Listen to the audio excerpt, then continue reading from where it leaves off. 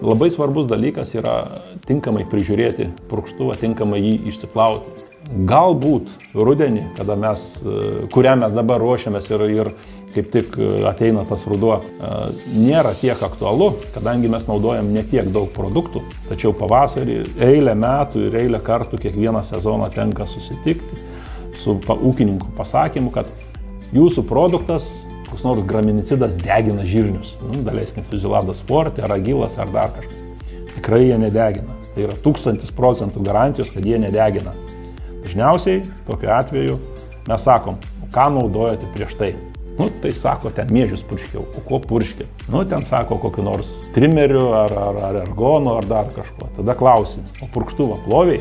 Tai su vandeniu praploviau. Ir tada atsakymas tampa aiškus. Purkštuvas nebuvo išplautas tinkamai.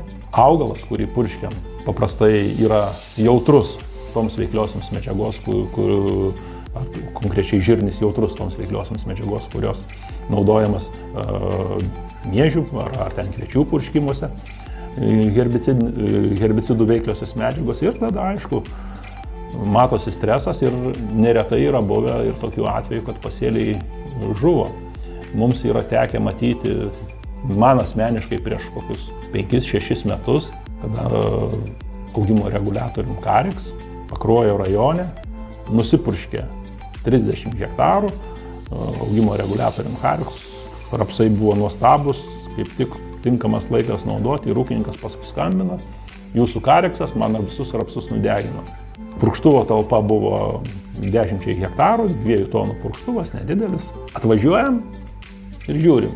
Pirmas purkštuvas nudeginta visiškai, antras purkštuvas nudeginta bet mažiau, trečias purkštuvas jau taip pakenčiamai atrodo. Tai klausim, ką purškėjai, pasirodo lygiai taip pat, ką aš minėjau pradžiai, tai reiškia buvo purkšti kviečiai ir nebuvo išplautas purkštuvas. Gali būti, kad netgi purkštuve arba kaip sakoma, šlangose, kažkur žarnose liko produkto, darbinio tirpalo nuo kviečių lauko, išsimaišė, tai reiškia tikrai suveikė efektyviai, bet ūkininkui atnešė didžiulį nuostolį. Tai kasmet tų dalykų nutinka, tai mes visą laiką kalbame ir pavasariniuose seminaruose, kad purkštuvą reikia plauti.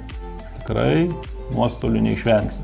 Geriau sugaišti šiek tiek laiko, sunaudoti šiek tiek tų pinigėlių, bet laikytis plovimo taisyklių, nes tai nėra, kaip sakoma, liaudiškai mūsų išmislas, kad parduoti produktus, o tai yra pagalba išvengiant daug didesnių nuostolių. Netgi kartais purkštuvas, jeigu atrodo vizualiai švarus, atrodo viskas gerai, tačiau įpylus kitą produktą su kitom veikliosiom medžiagom, su kitom paviršių statyviom medžiagom, nuo purkštuvo senelio nusiplauna anksčiau prilipusios ir neišplautos veikliosios medžiagos.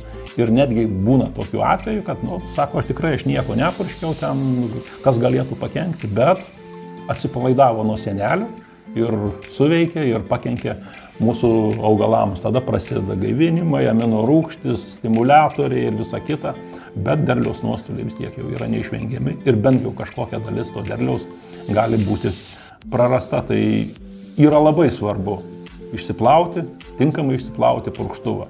Tai ant kiekvieno produkto etiketės yra parašyta, kaip jį naudoti, kokios normos yra naudojamos ir šito dalyko tikrai reikėtų laikytis, nes tai yra jūsų pinigai ir tikrai ploviklio panaudojimas kainuoja daug pigiau negu tas nuostolis, kurį gali gauti.